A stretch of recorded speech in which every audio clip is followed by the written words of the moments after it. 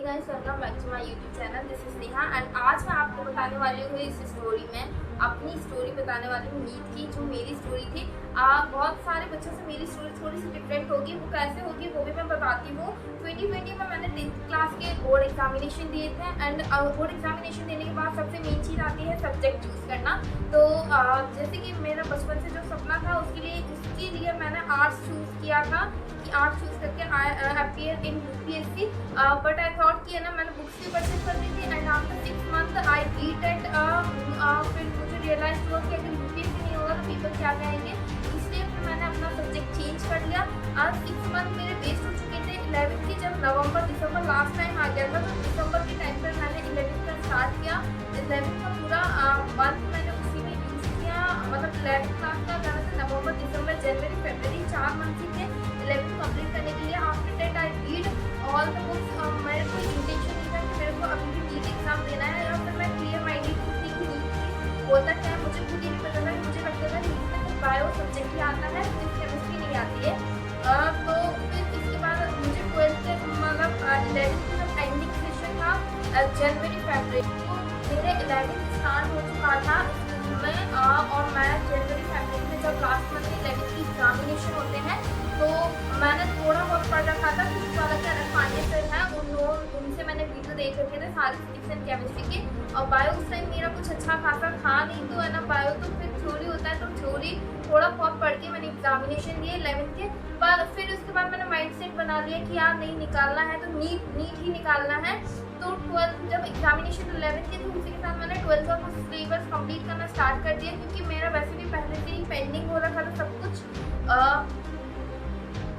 Pending होने के बाद तो फिर मैंने ये चलता गया 12th का पूरा एग्जामिनेशन 12th बोर्ड की मुझे दोनों चीज़ें करनी थी। एक तो बोर्ड भी करना था, 11th का सारा सिलेबस भी कंप्लीट करना था। 11th का सिलेबस कंप्लीट होगा तो नीट वैसे भी नहीं निकलेगा, इसलिए आज चूज की ठीक है अभी 12th का कर लेते जल्दी और फिर जो टाइम बचेगा उसमें हम 11th का कर लेंगे।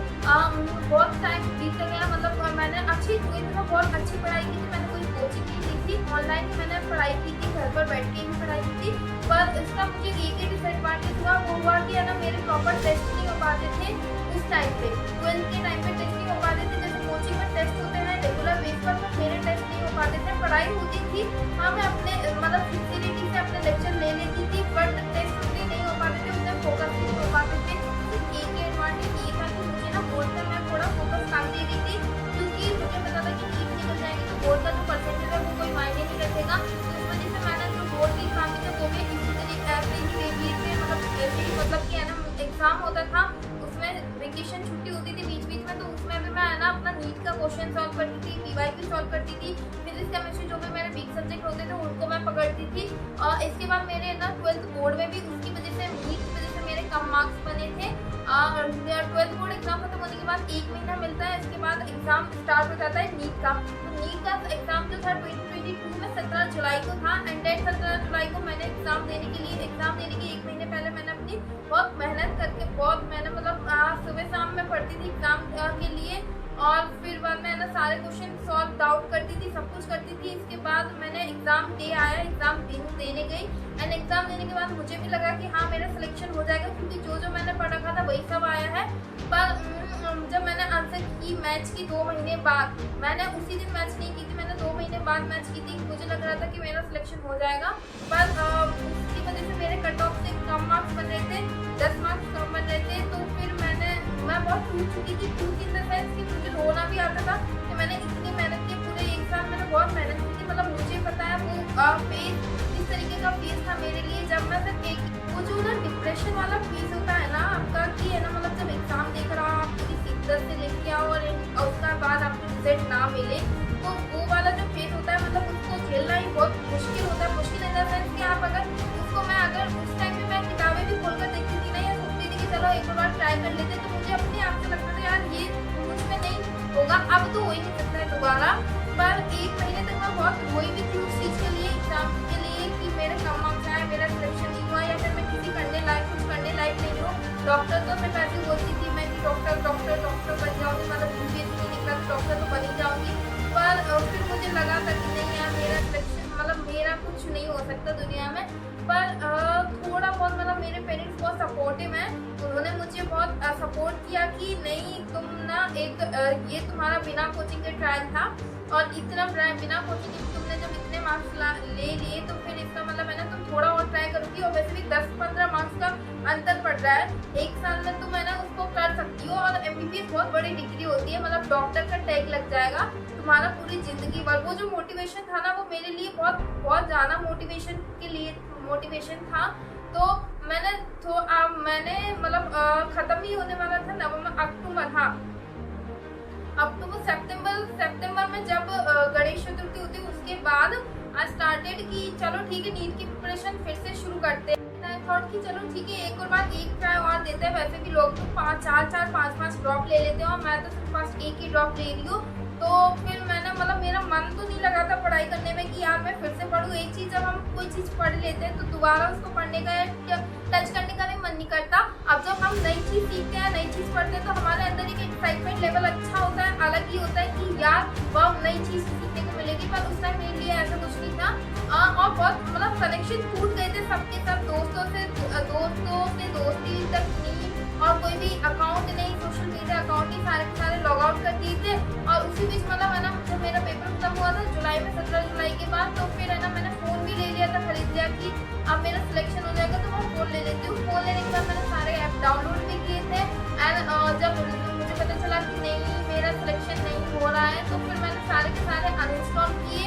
एंड पढ़ाई में थोड़ा बहुत मन तो पहले इनिशियली तो बहुत नहीं लगा था, पर जब थोड़ा टाइम पास आता गया, एग्जाम के पास आता गया तो मैंने खुद को ढालना स्टार्ट कर दिया कि नहीं यार पढ़ना है तो स्टार्ट करना है, वरना घर पर ही बैठना पड़ेगा। और घर पर बैठना इतना सिंपल नहीं होता जितना लोग समझते हैं। घर पर बैठना मतलब क्या ही बताऊँ मैं कि आपको सिर्फ अकेले बैठे रहो, अकेले पढ़ाई में सुबह से शाम तक, सुबह उठो तो पढ़ाई, शाम को सो उससे पहले पढ़ाई, सारी चीज़ें रिवाइज करनी है, कोई चीज़ भूल ना जाओ। मैं 7 मई को एग्जाम था तो 7 मई के एग्जाम होने के पहले अभी मेरे पास कोई बोर्ड का प्रेशर नहीं था कि बोर्ड की एग्जाम है, तो पूरा फोकस मुझे नीटी में देना था। जनवरी फरवरी मैंने अच्छे से पढ़ाई की। फरवरी में मैंने थॉट कि मैं पूरा जनवरी में सिलेबस कंप्लीट कर लेती हूँ एंड फरवरी में मैं एक बार रिवीजन कर लूँगी।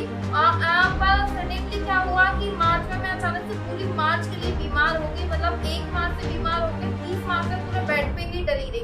बेड पे मैं खुद रोती थी कि यार मैं क्या करूँगी, मेरे एग्जाम है अप्रैल, 1 महीने छोड़ के मेरा 7 मई की एग्जाम है जो मेरी है ना जिंदगी बदल देगा एंड लाइफ चेंजिंग मूवमेंट होगा वो।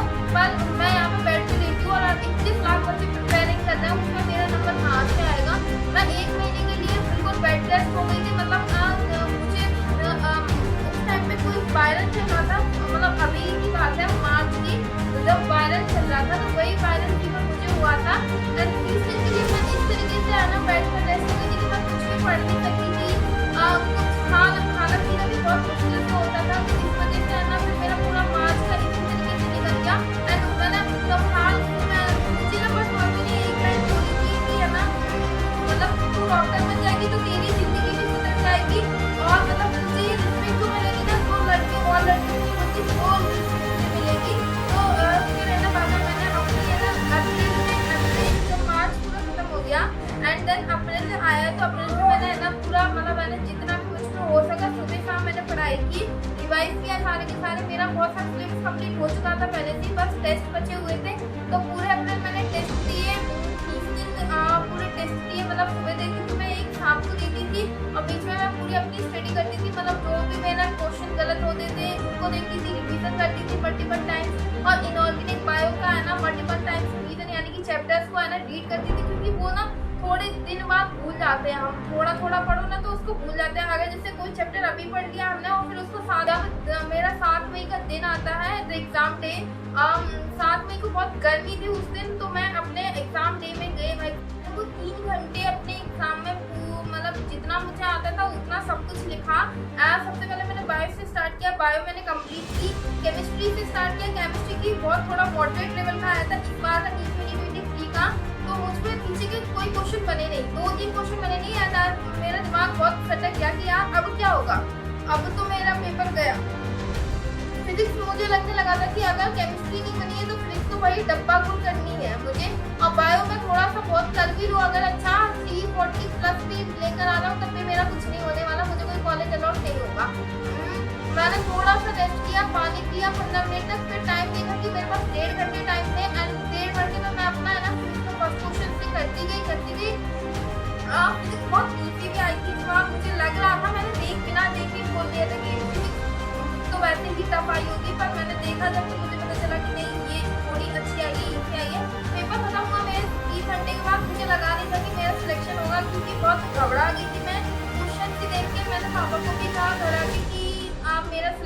होने वाला है। तो पापा भी बहुत डर गए। पर है ना नेक्स्ट डे मेरे दोस्त ने कहा कि तू आंसर की चेक कर। मैंने आंसर की चेक की, तो चेक करने के बाद मैंने सबसे पहले बायो चेक की, फिर केमिस्ट्री, फिर फिजिक्स मैंने चेक की सारे के सारे। फिर मैंने अपने मम्मी पापा को बताया कि नहीं इस बार मेरा सिलेक्शन हो जाएगा और मुझे कॉलेज अलॉट हो जाएगा। तो वो जो खुशी होती है ना वो बहुत अच्छी बात है। वो चीज़ किसी चीज़ से आती है जब आप सक्सेस हो जाते हो। सक्सेस होने के बाद आपको भी लगने लगता है कि हाँ मैंने कुछ कर दिखाया है। तो मेरा नीट 2024 वाले जितने भी स्टूडेंट देख रहे हो वो सिर्फ एक ही बात बोलूँगी कि ना अपना बेस्ट ट्राई करो। ये मैं सोचो कि है ना मेरा मार्क्स कितना आएगा, रैंक कितना आएगा, या मुझे कॉलेज मिलेगा या नहीं मिलेगा। अगर आप मेहनत दिल से करोगे तो आपको सक्सेस भी दिल से मिलेगी। मेहनत करने वाले को कभी खाली हाथ नहीं मिलता है। तो अपनी ही लगे रहो, मतलब रिवीजन। मैं एक ही बात बोलूँगी कि बायो में मोस्टली रिवीजन करें, फिजिक्स में न्यूमेरिकल सॉल्व करें, और केमिस्ट्री के ऑर्गेनिक को आपकी है ना प्रिपरेशन जो मैकेनिज्म होती है वो याद करनी होती है। और इनऑर्गेनिक के लिए आप रट्टा मारें, और फिजिकल के लिए भी केमिस्ट्री जो एक्सरसाइज होती है बैक एक्सरसाइज उसको सॉल्व करें। इससे ज़्यादा कुछ भी ऐसा नीट कोई है ना बहुत बड़ा एग्जाम नहीं है। नीट सिंपल एग्जाम है, बस उसमें जो फेल होता है वो होता है मिनट टाइम का। आप 3 घंटे का आपका माइंड सेट क्या है वो देखता है नीट एग्जाम। अगर वीडियो पसंद आई हो तो लाइक कर देना, सब्सक्राइब कर देना, और बने रहना इस चैनल पे, क्योंकि ऐसी बहुत सारी वीडियो सब आने वाली है, काउंसलिंग होने वाली है, and next hostel life, college life भी मैं आपको इस वीडियो चैनल पे दिखाऊंगी। तो सब्सक्राइब कर देना।